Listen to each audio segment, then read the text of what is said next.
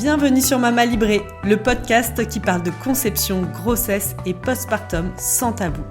Je m'appelle Anaïs Roinard, je suis naturopathe et je serai votre guide durant votre maternité afin de vivre une grossesse et un postpartum qui vous ressemblent. Interviews d'experts, témoignages de parents et conseils pratiques, retrouvez dans ce podcast toutes les informations dont vous avez besoin pour vivre au mieux cette période de transformation. Bonjour Elsa. Bonjour. Bienvenue dans le podcast Mama Librée. Je suis ravie de te recevoir aujourd'hui. Merci à toi. Tu viens pour nous témoigner de ton histoire, puisque tu as 2 enfants, un petit garçon qui a 9 ans et une petite fille de 5 ans. Et lors de ta grossesse, ta deuxième grossesse, donc de ta petite fille, tu as perdu ton papa. C'est ça. Et vraiment l'idée de cet épisode, et ça m'a beaucoup parlé quand tu m'as contactée, c'était de partager un peu ton histoire, pour peut-être à d'autres femmes qui pourraient vivre la même chose et se sentir un peu seules dans cette épreuve, ou aussi il y a peut-être des choses que toi tu as mises en place, que tu as fait et qui pourraient inspirer d'autres femmes. Oui, c'est ça, j'ai voulu témoigner justement pour se dire qu'on n'est pas toute seule, qu'on vit aussi des choses dures et que effectivement quand on est enceinte, on n'est pas protégé de tout, on a notre vie qui continue. Et de créer la vie avec une vie qui s'arrête à côté de très proches, c'est un moment très difficile à vivre et c'est surtout de dire qu'on n'est pas tout seul, d'autres gens le vivent et que d'avoir du soutien et des témoignages là-dessus. J'ai trouvé important de témoigner par rapport à ça pour aider, pour dire qu'on peut s'en sortir, qu'on peut aller de l'avant, on peut aussi voir des belles choses là-dedans et pas que du malheur. Voilà. Est-ce que, toi, tu étais enceinte de 6 mois ? Oui. Et est-ce que ton papa, il était malade ? Est-ce que tu t'attendais un peu à son... même si on se prépare jamais vraiment, même quand on est adulte, finalement, mais est-ce que c'est quelque chose qui était plutôt soudain ou Alors non, c'était pas soudain. Effectivement, il était malade depuis plus de 10 ans. On savait que là, c'était compliqué sur la fin.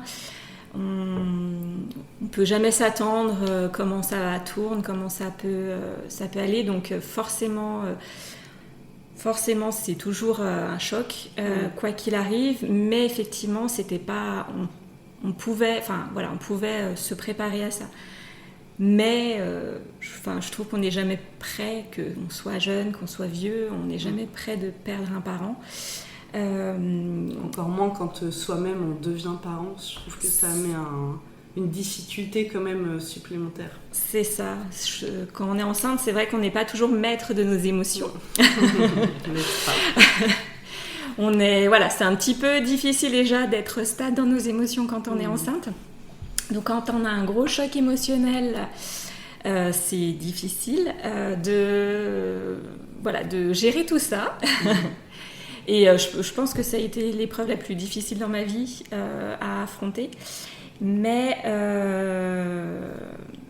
en soi, il y a aussi quand même de belles choses. Je veux quand même préciser qu'il y a aussi de belles choses et il y a une transmission qui est faite. Voilà. Est-ce que toi, tu dirais que qu'est-ce qui a été le plus difficile dans le fait de perdre ton père dans cette grossesse-là ?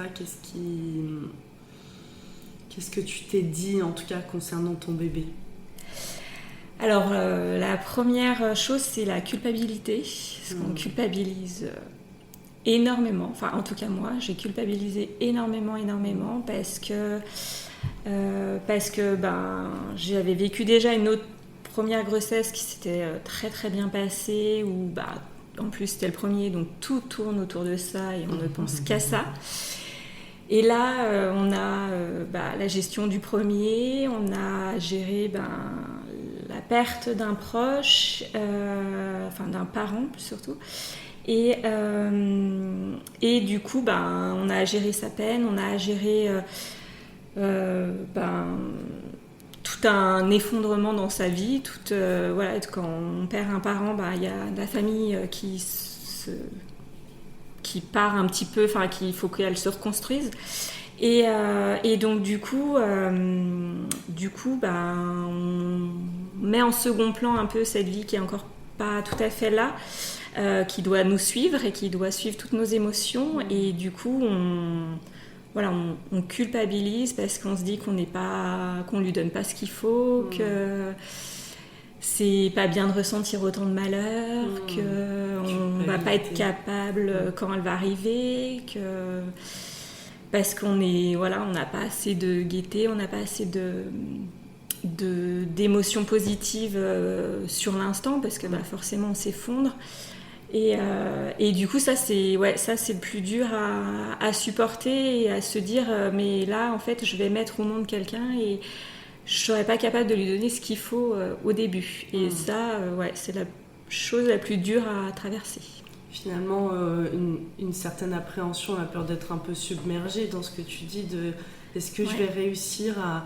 Je me sens tellement submergée émotionnellement, est-ce que je vais réussir à être disponible ?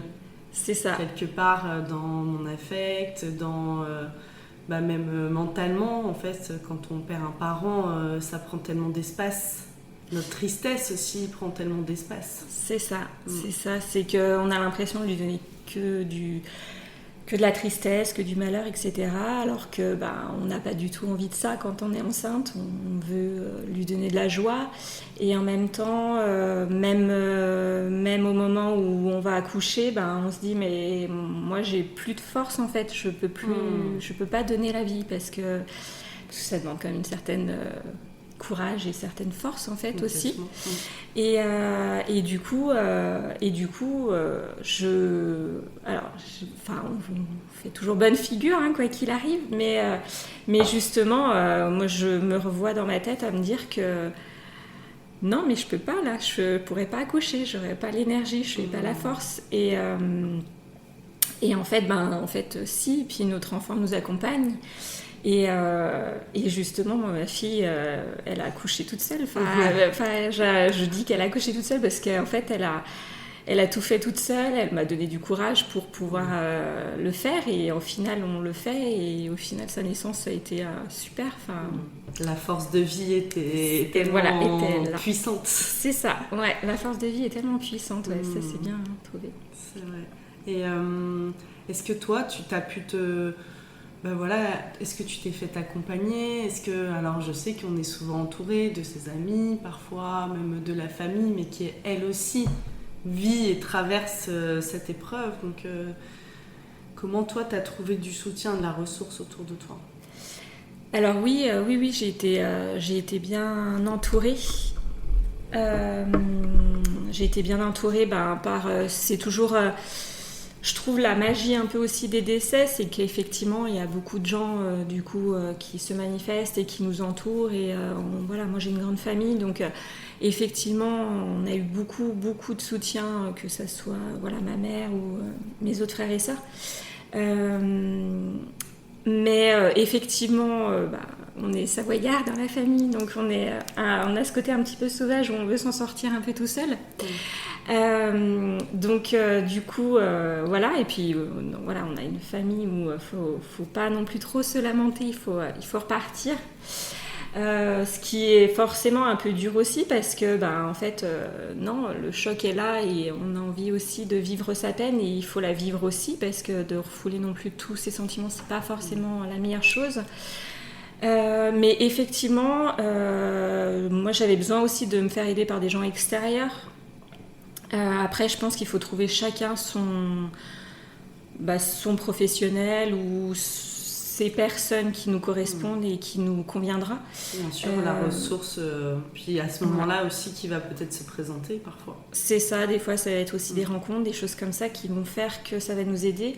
Moi, je sais que je suis allée voir quelqu'un qui fait de la trame pour préparer aussi mon corps à l'accouchement, surtout sur la fin, parce que je sentais bien que j'avais pas l'énergie pour. La trame, c'est ça ? Ouais. Et qu'est-ce que c'est ? Alors la trame, c'est un soin énergétique. Alors après, moi j'aime bien ça, mais c'est un soin énergétique où en fait, je sais pas ce qui se passe exactement. C'est par apposition des mains. C'est par apposition des mains, voilà, où tout circule et la personne qui nous l'a fait ressent beaucoup les choses et justement c'est une personne qui est très discrète et qui partage pas toujours ce qu'elle a ressenti pendant le soin.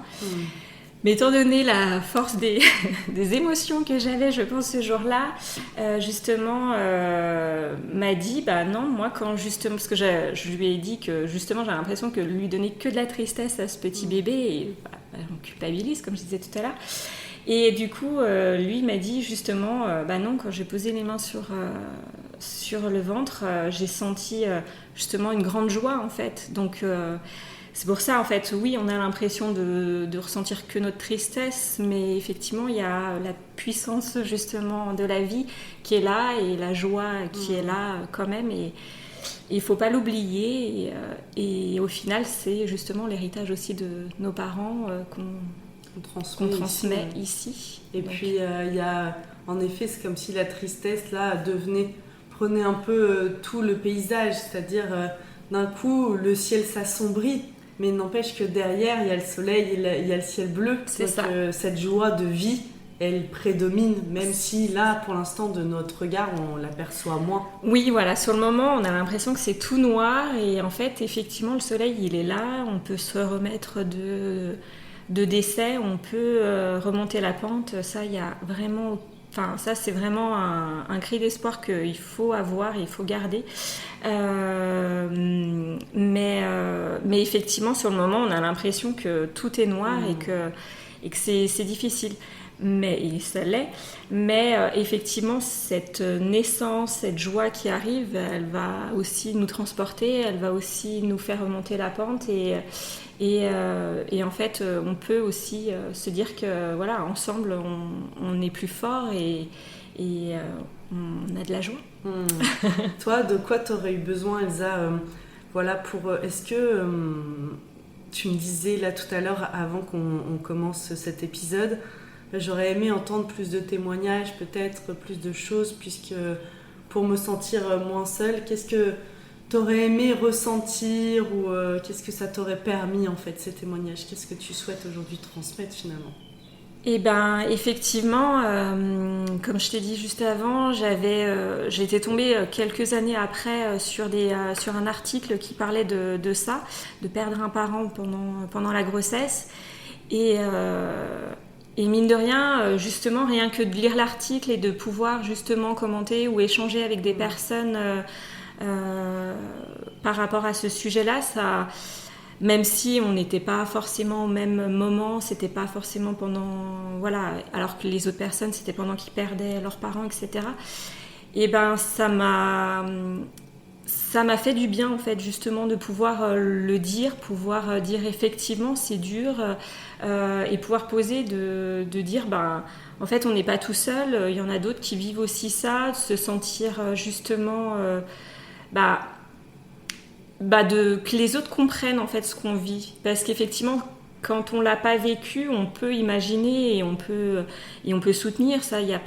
J'ai pas de doute là-dessus, mais c'est vrai que ça fait du bien de pouvoir partager avec quelqu'un qui a vécu la même chose que nous, parce que on a les mêmes mots en général et même si on le vit tous d'une façon différente, hein, ça c'est sûr, mais on a quand même quelque chose de commun qui fait que on comprend la peine de l'autre et juste de le dire, en fait, juste d'en parler et de le dire, même si voilà, c'est à nous de faire notre chemin, c'est comme tout dans la vie, c'est nous-mêmes qui devons faire notre chemin, et ben ça nous aide juste d'échanger sur ce sujet.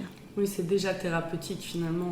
C'est ça. C'est pas toujours évident, en effet, même de partager sa tristesse et tout avec quelqu'un, comme tu dis, c'est comme dans la maternité, finalement, tu sais, parfois de parler de son accouchement ou de parler de ses maux de grossesse à quelqu'un qui n'est pas passé par là, c'est complexe. Ouais, oui. Alors qu'on se dit, en fait, il ne comprend pas vraiment toute l'importance que ça a, la subtilité, le poids que ça a pu avoir. Et donc de partager ça avec une personne qui a vécu la même chose, elle sait. Voilà. Il y a même des choses, et de se sentir compris, et c'est une voie de guérison hyper importante. déjà de pouvoir libérer sa parole, ça ça. veut dire s'autoriser à traverser ces différentes émotions. Là, la tristesse aussi, peut-être la colère aussi, cette notion de colère, ça fait partie des processus du deuil. Oui. Contre la personne qui est partie, pourquoi t'es partie là maintenant, quoi. C'est ça. Donc, Voilà, pourquoi je dois vivre la plus grosse partie de ma vie sans un de mes parents, etc. On a tout ça qui remonte, qui est dans l'incompréhension, mais après, voilà, c'est le chemin de vie et effectivement, faut se rappeler de tout ce qu'on a vécu avec la personne, de tout ce qu'elle nous a appris et tout ce qu'on va transmettre à notre enfant par rapport à ça et tout ce qu'elle va conserver en mémoire. Donc voilà, mais oui, la colère aussi est une grosse émotion dans le deuil. Dont on parle pas souvent qu'on ne s'autorise pas à ressentir, puisque finalement être en colère contre quelqu'un qui est parti, ça peut paraître un peu injuste et sans sens, mais c'est plein de sens. Ah oui. Et puis même la colère envers... moi, dans mon cas, c'est d'un cancer... mal diagnostiqué, mal géré, donc en colère contre plein d'autres personnes, contre son médecin traitant, etc., qui au final saurait peut-être pas changer, et puis de toute façon on peut pas réécrire l'histoire et tout ça, mais donc ça sert à rien effectivement, mais sur le moment, ça nous permet de décharger un peu aussi notre tristesse d'être en colère. Donc il faut la vivre aussi, notre colère. C'est un processus, le deuil est un processus et il faut vraiment passer les différentes étapes. Et je dirais que ce qui est important ici qu'on dise, là c'est plutôt ma casquette de thérapeute, je veux dire, qui parle, mais dans le deuil, ce qui peut nous alerter et nous faire dire aussi qu'on a besoin d'être accompagné, c'est la façon dont on a appris le deuil, le décès, la façon dont on a appris le décès, puisque si l'annonce a été brutale et vécue comme traumatisante, le fait qu'on vive un traumatisme à ce moment-là peut nous empêcher d'aller jusqu'au bout de ce processus de deuil. Et alors ce ne sont que des chiffres et les histoires de chacun varient et on est tous très différents, mais pour vous donner un peu un ordre d'idée, on dit que faire son deuil, c'est à peu près 1 année et demie, 1 an et demi. Et 1 an et demi, alors ça ne veut pas dire qu'on ne ressent plus de tristesse à l'idée d'en parler et tout, bien évidemment, mais 1 an et demi, au bout d'1 an et demi, on doit ressentir un peu d'apaisement. Et si vraiment, quand on en reparle, ou même dans les moments de famille, ou juste l'idée de l'évoquer de nouveau, nous, on a vraiment cette sensation d'être complètement bouleversés et que les émotions nous balayent, en fait. Là, c'est intéressant d'aller voir à quel endroit peut-être il y a eu un trauma et je dois aller le libérer et le guérir pour continuer mon chemin, en fait. Oui. Moi, je sais que justement, quand ma fille est née, donc ça faisait quelques mois que le décès était là. Ça allait pas du tout encore bien, vraiment pas du tout. Et du coup, pareil, je suis allée aussi voir une hypnotiseuse pour... En fait, je lui avais demandé de me programmer pour que en fait, je mette ça dans un petit coin aussi de ma tête, parce que effectivement, les premiers mois d'un enfant, c'est unique, c'est qu'une fois dans sa vie, c'est merveilleux, c'est très fatigant, c'est très prenant aussi pour les parents et du coup, pareil, je me sentais pas capable d'affronter ça parce que je n'arrivais pas, mon deuil prenait trop de place à ce moment-là et j'avais l'impression de pas du tout donner ce qu'il fallait à ma fille. Et au final, je pense qu'il faut aussi se libérer de cette culpabilité de dire je peux pas donner ce qu'il faut à ma fille, si je lui ai donné ce qu'il fallait. Alors effectivement, elle a aussi compris que le deuil pouvait arriver vite, que la tristesse était aussi une émotion, que la colère était aussi une émotion qu'on pouvait ressentir, qu'on avait le droit de ressentir. Et au final, je pense pas lui avoir justement transmis des choses négatives. Je lui ai transmis les émotions qu'on peut ressentir dans notre vie. Tu as juste transmis, oui, en fait, c'est la vie.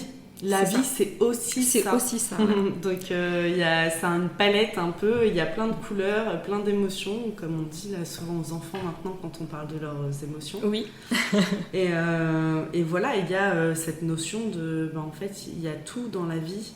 Et aussi, c'est important ce que tu dis. Je trouve en tant que parent, on a vraiment cette envie de faire parfaitement, mais ça n'existe pas. C'est ça. Et heureusement pour nos enfants que nous ne sommes pas des parents parfaits, sinon ça serait horrible à vivre pour eux. C'est ça, ouais, non, mais on a nos faiblesses et on a le droit de les avoir. Complètement, et on fait de notre mieux. Et juste toi, ton mieux à ce moment-là, il était ce que tu as donné. C'était ça ton mieux. Et c'est ok en fait. Mais du coup, c'est vrai que ça m'a quand même aidée et ça m'a permis de mettre de côté un petit peu mes émotions et de pouvoir quand même me consacrer à ma fille. Mais justement, là, tu disais qu'un deuil, c'était 1 an et demi, mais effectivement, je pense que ça prolonge un peu cette période-là. Le fait de le vivre un peu comme ça, où on se dit, bon, allez, je vais laisser de côté certaines choses aussi, parce que je peux pas le traverser pleinement, vraiment, à ce moment-là. Donc, effectivement, moi, je sais que, je pense que j'ai mis un peu plus de temps qu'1 an et demi. Après, pour mon cas, c'est toujours pareil, chacun est différent. Mais aussi, je sais pourquoi, et effectivement, il y a eu tout ça qui est rentré en ligne de compte. Mais et je trouve que c'est important, même là, ça fait 5 ans, je trouve ça important d'échanger. C'est encore un chemin supplémentaire de pouvoir en parler, pouvoir aussi vivre d'autres choses. Et puis il y a plein d'autres choses qu'on peut faire pour aller mieux, pour soigner aussi ce deuil, même s'il va rester toute la vie aussi, parce que ça restera mon papa et il restera avec moi quand même toute ma vie, quoi qu'il arrive. Ouais. On dit que l'amour n'a pas de frontières. C'est ça, c'est ça. On reste connecté toujours par le lien du cœur. Et il y a aussi dans ce que tu dis la notion de en effet, le postpartum, c'est un moment qui est un peu fragile déjà. Émotionnellement, on se fait bien chahuter. Ouais. Est-ce que quel impact ça a eu pour toi dans comment tu as vécu ce postpartum? Avec beaucoup d'émotions très fortes, forcément. Moi, ça se traduisait beaucoup par la tristesse et la colère, effectivement, parce que c'était assez récent. Et du coup, c'est vrai que quand on pleure tous les soirs, etc., et que en même temps on doit affronter les nuits hachées et tout ça, comme les premiers. Et encore, moi, j'ai beaucoup de chance d'avoir des enfants qui dormaient quand même pas trop mal. Mais et en fait et en plus mine de rien, moi j'ai trouvé que ma fille justement était très demandeuse, beaucoup plus que mon fils, j'ai trouvé, parce que je pense que elle avait besoin, elle sentait bien qu'il se passait un truc un peu spécial, et donc du coup elle avait vraiment beaucoup aussi besoin des bras, etc. Donc du coup, en même temps, on a un peu... ce deuil, on l'a un peu vécu à deux. Et mine de rien, moi je me suis dit, faut arrêter de culpabiliser. Oui, je suis triste, oui, je suis en colère, oui, je ressens les émotions qu'il ne faut pas que je ressente avec un nouveau-né. Enfin, on a l'impression qu'il ne faut pas qu'on ressente avec un nouveau-né, mais en fait, c'est bon, on va se foutre la paix. Et on va se dire, j'ai le droit de les ressentir, j'ai le droit de vivre mon deuil aussi. Je perds une vie, mais j'en gagne une. Et cette vie qu'on gagne, c'est aussi une vie qui va nous donner plein de joie, plein de fou rire.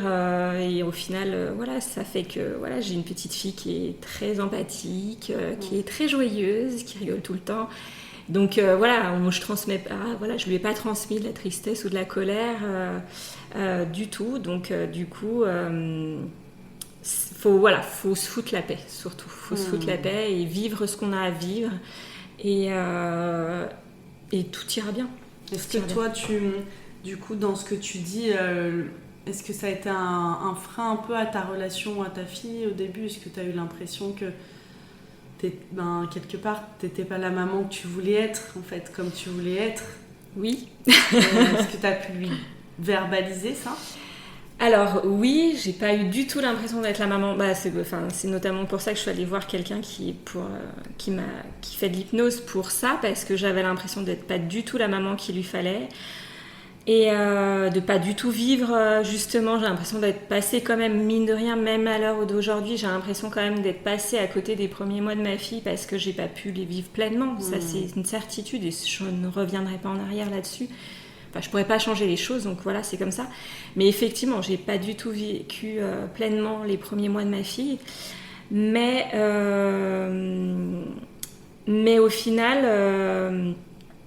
on peut surmonter ça. On peut surmonter ça. Et effectivement, si je lui en ai parlé plusieurs fois, maintenant qu'elle a 5 ans, on peut quand même beaucoup plus échanger. Je lui ai dit même bébé, plus tard un peu, même quand on se dit oui, elle peut pas comprendre la subtilité de ce que je lui dis. Mais je lui en ai parlé aussi maintenant. Elle sait que j'ai perdu mon papa, c'est pas tabou, je lui en ai parlé pendant que justement elle était dans mon ventre.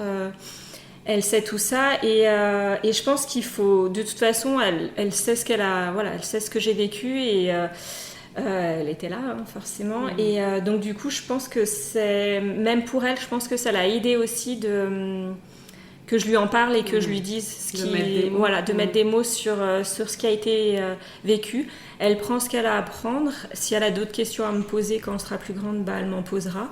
Et oui, parce que ça fait partie de son histoire. C'est ça. Elle, ça fait partie de son histoire et du coup, elle doit tout savoir de son histoire pour évoluer aussi et grandir. Est-ce que... alors, tu vois, là, on parle en plus de soins énergétiques, d'hypnose, il y a même la kinésiologie, il y a plein d'outils, même aujourd'hui chez les enfants. Est-ce que toi, tu as ressenti le besoin pour ta fille de l'emmener voir quelqu'un concernant ce que vous aviez vécu à ces moments-là de sa vie? Alors moi, je suis très médecine douce. Donc de toute façon, mes enfants, ils sont toujours allés voir soit des micro-kinés, soit des ostéopathes déjà dès qu'ils sont nés. Et puis pour ma fille, oui, je l'ai emmenée voir une kinésiologue parce que justement, toujours la culpabilité qui parle quand même un peu, hein, elle est toujours là. Elle a des intérêts parfois. Ouais, faut pas qu'elle reste trop longtemps. C'est ça. Et effectivement, je voulais pas qu'elle garde ma peine parce que c'était pas la sienne, c'était la mienne et qu'il faut pas tout mélanger. Donc du coup, je suis allée voir une kinésio qui m'a dit que justement c'était pas forcément à elle de travailler le plus, c'est à moi de faire le travail et que j'avais une petite fille qui était super et qui était pleine de joie et qui vivait à fond son enfance. Donc voilà, le travail n'est pas forcément sur elle à faire, mais voilà, sur moi, sur les choses que je dois traverser, que maintenant j'ai quand même fait quand même un bout de 5 ans. Même si on a toujours quand on perd un parent, on a toujours une peine qui va rester, je pense, un peu toute ma vie, je pense. mais du coup elle m'a appris aussi à me dire que effectivement c'est bien, j'ai pensé à elle, j'ai fait tout ce que je pouvais pour elle, je lui ai donné le meilleur au moment où je pouvais lui donner le maximum. Et au final, après, maintenant, elle va faire son propre chemin et j'ai pas à culpabiliser de ça aussi. Non, en fait, oui, c'était son parcours, elle, son histoire, il est agrémenté de ce deuil et de cette histoire. Et elle va cheminer avec ça et grandir, et il y aura plein d'autres choses, c'est sûr. C'est ça. Elle va justement se construire par rapport à ça. Évoluer et avec tous les professionnels que j'ai pu rencontrer, justement c'est pas quelque chose qui c'est pas, ça fait partie de son histoire, mais c'est pas son histoire à elle. Donc du coup, c'est nous en tant que parents de justement travailler sur nos deuils, sur nos problématiques autres aussi, si on en a. Mais eux, ça fait partie de leur histoire, mais c'est pas leur histoire. Leur histoire, c'est moi, sa maman, son papa, et puis son frère, là, sur notre famille. Et du coup, elle va se construire par rapport à ça, avec ses grands-parents qu'elle a encore. Mais c'est important ce que tu dis là, puisqu'il y a vraiment cette notion, tu sais, on dit les enfants sont des éponges. Ils captent un peu, c'est pour ça que parfois ça peut générer de la culpabilité de notre part quand on ressent des émotions pas toujours très sympathiques. Mais dans ce que tu dis, il y a cette notion de ok, tu peux ressentir ma tristesse et de le verbaliser. Tu ressens ma tristesse, peut-être ma colère, mais en fait c'est pas la tienne. C'est ça. C'est à moi. Et en tant qu'adulte, je sais la prendre en charge et je n'ai pas besoin de ton aide pour le faire. Et de cette manière, juste chacun reprend sa place, parce que souvent, les enfants, inconsciemment, par amour pour leurs parents, ils ont envie de porter. Ça. Et c'est ça, en fait, que nous, on doit faire en tant que parents, en fait, ça, c'est pas ton histoire. Elle fait partie de ton histoire familiale au sens large, mais là, maintenant, ce sont mes émotions et je fais ce qu'il faut pour les gérer, les apaiser, les traverser. Toi, tu traverses les tiennes déjà, c'est déjà beaucoup. Ouais. C'est ça, c'est de remettre à la place les choses en fait et de se dire que voilà, on a chacun nos émotions à nous et elle a les siennes. Et moi, ce que j'ai ressenti par rapport à la perte de mon papa, c'est pas ce qu'elle a ressenti, c'est pas son attachement à elle, c'est pas ce qu'elle a vécu, c'est pas son parcours. Ça fait partie de sa vie, étant donné que je suis sa maman. Mais c'est ce que moi j'ai vécu. Et en fait, c'est effectivement cette dissociation des choses qui a fait que j'ai arrêté de culpabiliser par rapport à ça et que j'ai pu avancer aussi, de se dire que voilà, que j'ai mon parcours, elle a son parcours et on ne percevra pas les choses de la même façon. Aussi, comme je t'ai dit aussi avant, dans ma famille, ma sœur aussi était enceinte pendant qu'on a perdu notre papa. Et ma cousine, un peu plus récemment, a perdu sa maman pendant qu'elle était enceinte de sa fille. Et j'ai pu observer justement que on n'a pas du tout traversé les choses de la même façon. Alors, étant donné que c'était pas forcément évident de s'en parler parce que voilà, on peut être pudique un peu dans notre même avec ta sœur famille. Ouais. Alors que vous traversiez la même chose au même moment. Ouais. Ça aurait pu être beaucoup de soutien, mais peut-être c'était tout trop douloureux. Alors oui, on s'est soutenus. Ça, c'est pas une bien sûr, mais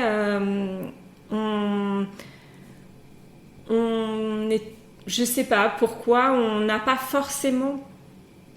pas échangé là-dessus exactement, justement sur ce qu'on ressentait par rapport enceinte après, parce qu'on a notre parcours qui est différent. Elle, c'était son premier enfant, moi c'était le deuxième, et on a un rapport avec notre papa qui était différent aussi, donc on n'a pas vécu le même deuil aussi, et du coup se confronter à la souffrance de l'autre aussi tellement proche, peut-être c'était trop dur pour nous à ce moment-là d'échanger aussi à ce niveau-là. Et des fois, justement, d'aller à l'extérieur chercher de l'aide, des fois, c'est ce qui est possible au moment. Oui, avec quelqu'un qui ne se trouve pas dans le même état émotionnel. C'est donc, ça. qui va être peut-être plus à même d'apporter du soutien, d'être un peu un pilier là et un roc pour qu'on s'appuie dessus. C'est ça, ouais. De pas toujours... parce que là, c'est trop proche des fois pour... Après, on s'est soutenu sans problème, on a beaucoup soutenu notre maman, on a pu... étant donné que j'étais enceinte, on a pu avoir du temps pour justement faire un petit voyage toutes les trois, etc. Donc on s'est soutenu, mais sans jamais vraiment parler de le fait qu'on soit enceinte et vraiment d'aller aux profondeurs de nos émotions. Peut-être un jour. Qu'est-ce que tu donnerais comme... si là tu me disais que tu as rencontré une femme qui vivait la même chose, qui vivait un deuil pendant sa grossesse, de quelle manière tu lui as apporté ton soutien ou qu'est-ce que tu donnerais comme conseil, si on peut en donner? Alors, c'est pas toujours évident de dire un conseil parce qu'effectivement, on est tous différents, on n'a pas forcément besoin des mêmes choses. Moi, je dirais éventuellement comme conseil de ne pas s'isoler, de toujours rester entouré parce que plus on s'isole, plus je pense c'est dur. Ça veut pas dire d'être avec plein de gens, mais au moins d'avoir du soutien, que ça soit dans sa famille ou extérieur, mais qu'on trouve le soutien nécessaire à ces moments-là parce qu'il y a besoin de soutien. Et ça, c'est vraiment le seul conseil que je peux donner. Et après, de dire qu'il y a autre chose après la douleur. Oui, il y a la douleur et on le prend en plein fouet. Ça, c'est une certitude. Mais il y a autre chose. Il y a plein de belles choses. Et puis, on peut continuer à parler de la personne qui est plus là à nos enfants. On peut leur transmettre ce qu'ils nous ont transmis, puis on leur transmet quoi qu'il arrive de toute façon dans nos gènes aussi. Et c'est ça aussi, c'est les choses qui continuent, c'est la vie qui continue et c'est ça qui est beau. On a un début, on a une fin, et effectivement on le sait de toute façon dès le départ. Donc du coup, c'est de voir ses débuts et de justement vivre l'instant présent à fond. Merci Elsa pour ton témoignage et je te dis à très bientôt sur Mama Libré. Merci à toi. J'espère que cet épisode vous a plu. Si c'est le cas, n'hésitez pas à mettre 5 étoiles sur votre plateforme d'écoute et à le partager à vos amis qui en auraient besoin. Pour encore plus de contenu, je vous invite à nous suivre sur Instagram et à découvrir nos programmes d'accompagnement sur notre site mamalibré.co. À très bientôt.